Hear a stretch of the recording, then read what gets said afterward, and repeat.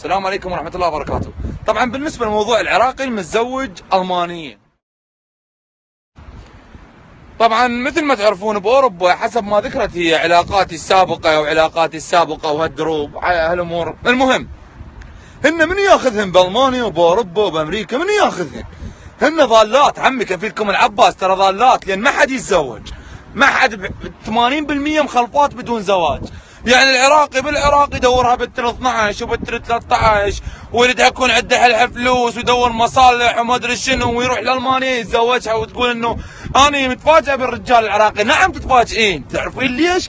لان ماكو زوج يتزوجك، شو تتزوجك الرجال العراقي؟ الرجال العراقي عمره كله يطلع عمره يطلع 26 سنه ماخذ له وحده 45 سنه بقد امه. لو بالعراق يتزوجها كله عمي قاعدين مهاجرين على مود والله يتشوج.